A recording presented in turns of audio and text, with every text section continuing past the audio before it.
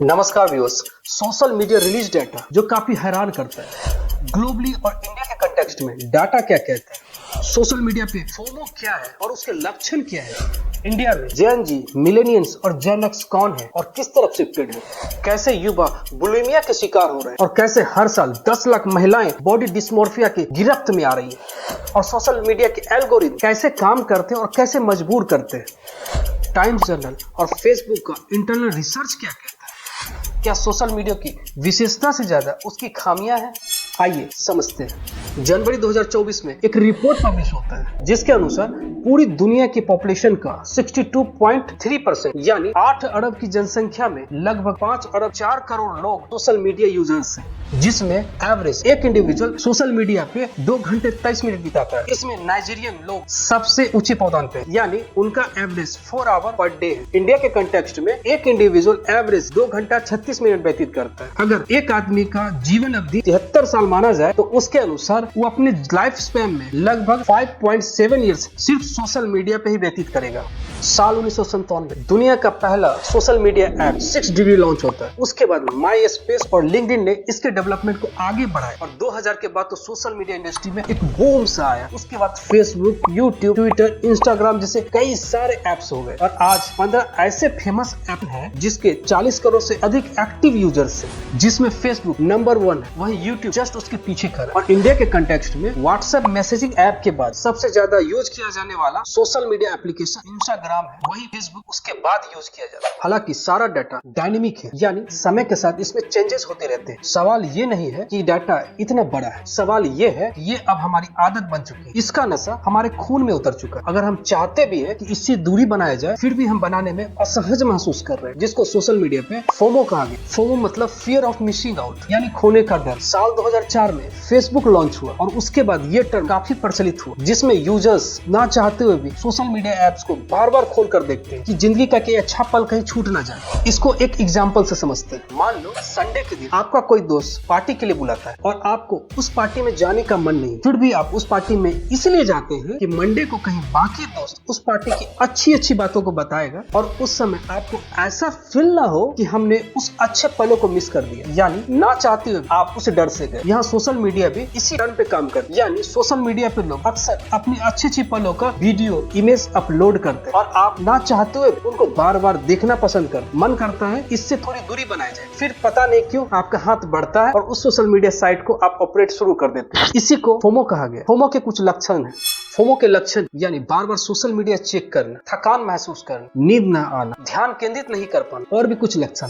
Users को as के अनुसार 3 कैटेगरी में डिवाइड किया गया, जेन जी, मिलेनियंस और जेन एक्स। 18 से 24 साल के युवा वर्ग को जेन जी कहा, 25 से लेकर 34 आयु वर्ग को मिलेनियंस और 35 प्लस को जेन एक्स कहा। जिससे ये पता चलता है कि कौन सा आयु वर्ग किस तरफ ज्यादा शिफ्टेड है, उनको कैसे मोटिवेट किया जाए और उनको कैसे सिस्टम से लगाए रखा जाए। साल 2022 में इंडिया में सोशल मीडिया यूजेस को लेकर के एक सर्वे कंडक्ट होता है और जिसमें एक डाटा निकल के आता है कि सबसे ज्यादा यूजर्स 18 से 25 आयु वर्ग के बीच के, यानी उनके द्वारा सबसे ज्यादा सोशल मीडिया पे टाइम स्पेंड किया जाता है, सबसे ज्यादा यूज किया जाता है, जिसमें 31% ऐसे युवा थे जो 6 से 9 सोशल मीडिया एप्स के एक्टिव यूजर्स थे। यूनिसेफ के अनुसार इंडिया में 15 से 24 आयु वर्ग के 7 में से 1 युवा डिप्रेशन महसूस करते हैं। सोशल मीडिया से संबंधित 17 देशों में 50 तरह के सर्वे कंडक्ट हुए, जिससे ये पता चला कि कैसे युवा फूड मोटिवेशनल चैनल को देख करके अपने बॉडी यानी शरीर को ज्यादा सुंदर और आकर्षक दिखाने के लिए बुलिमिया के शिकार हो रहे हैं। बुलिमिया एक ईटिंग डिसऑर्डर है जिसमें युवा मोटिवेशनल चैनल से बार बार खाने की आदत तो सीख जाते हैं और ये उनके हैबिट में शामिल हो जाती है, और जिसकी वजह से ये उनके शरीर के अन्य अंगों की तरह उनके दिमाग को भी प्रभावित करती है। वहीं महिलाएं और खासकर टीनेज लड़कियां बॉडी डिस्मोर्फिया के शिकार हो रही है। बॉडी डिस्मोर्फिया एक साइकोलॉजिकल टर्म है। लगभग सारे social media apps good looks को प्रमोट करते हैं, जिसमें कई सारे फिल्टर ऑप्शन होता है जिसके द्वारा रंग और अंग में बदलाव किया जा सकता है, या यूं कहें कि अपने आप को खुद से लिख सकते हैं, यानी जो अंग आपको पसंद नहीं है उसमें बदलाव करते हैं। किसी को गोरा दिखना है, किसी को पतला दिखना है, किसी को मोटा दिखना है, कई सारे चेंजेस आप करते हैं और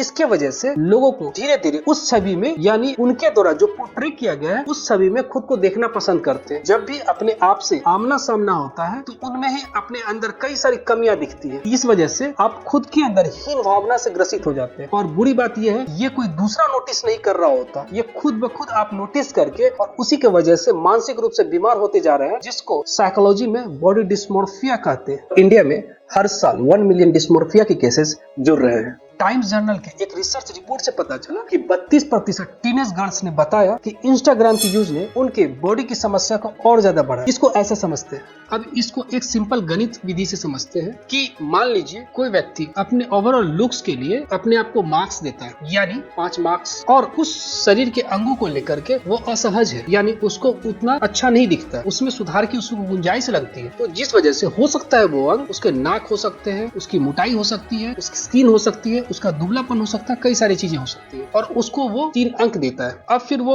उसी इमेज यानी फोटो को फिल्टर करता है, फिल्टर करने के बाद उसमें कई सारे चेंजेस कर देता है जो उसे अच्छी नहीं लगती, सुधार करता है, और सुधार करने के बाद फिर नया फोटो वो प्रस्तुत करता है। अब चूंकि नया फोटो काफी प्रभावशाली है और काफी सुंदर है, तो इस वजह से उस फोटो को 7 मार्क्स देता है। पहले जो अपर्याप्त अंग था और ओवरऑल लुक्स से खुद की तुलना करता था, तो उसके बीच का अंतर 2 की थी। अब वो फिल्टर ऑप्शन का उपयोग करके अब दोनों का अंतर 4 का हो गया, यानी दुगुना का अंतर हो गया। मतलब पहले वही अंग कम खराब दिख लगता था, जो अब ज्यादा खराब लगने लगा, यानी आदमी के मन के अंदर ही उस अंग के प्रति हीन भावना जागृत हो जाती है। इसी को बॉडी डिस्मोर्फिया कहा गया है, और धीरे धीरे लोग इसकी गिरफ्त में आते। वहीं फेसबुक के इंटरनल रिसर्च रिपोर्ट से पता चला कि फेसबुक के 43% यूजर्स गुड लुक्स वाली छवि को पोस्ट करने के लिए प्रेशर महसूस करते हैं, जिसने उसके बॉडी की इमेज की समस्या को और ज्यादा बढ़ाया। और डाटा बताता है कि 3 में से 1 टीनेज बॉडी डिस्मोर्फिया की गिरफ्त में, जिसकी वजह से सोशल मीडिया साइट के धीरे धीरे गिरफ्त में आ रहे हैं। और सोशल मीडिया का एल्गोरिथम यानी उसका आर्टिफिशियल इंटेलिजेंस का गणित इतना जबरदस्त है कि आपके पोस्ट के, आपके हाव भाव को आसानी से रीड कर लेता है, और उसके अकॉर्डिंग वो कई तरह के पोस्ट आप तक पहुंचाते जाता है। एग्जाम्पल, अगर आपने कोई पोस्ट करा तो उस पोस्ट, अगर वो पोस्ट पॉजिटिव टर्म है, नेगेटिव टर्म है, या जिस टर्म में भी है, उस तरह का आपको वीडियोस और पोस्ट दिखाएगा। अगर आप कोई वीडियोस का बड़ा हिस्सा देखते हैं, जहाँ बड़ा हिस्सा में कितना बड़ा उन्होंने क्लियर नहीं किया, लेकिन बड़ा हिस्सा अगर देखते हैं तो एआई को लगता है कि आपके द्वारा उस वीडियो को पसंद किया जा रहा है। अगर आपने लाइक किया तो उसकी विश्वास और बढ़ जाती है, अगर आपने कमेंट किया तो उसकी विश्वसनीयता और बढ़ती है, और आपने शेयर किया तो और ज्यादा। तो इस तरह से कई सारे पोस्ट वो एल्गोरिथम आपको पहुंचाते रहता है। हालांकि पॉजिटिव टर्म की बात करें तो इसने लोगों को शिक्षित ही नहीं किया, उनकी लॉजिकल अंडरस्टैंडिंग को भी बढ़ाया, साथ में टाइम वेस्टेज को कम किया। कई सारे हैशटैग कैंपेन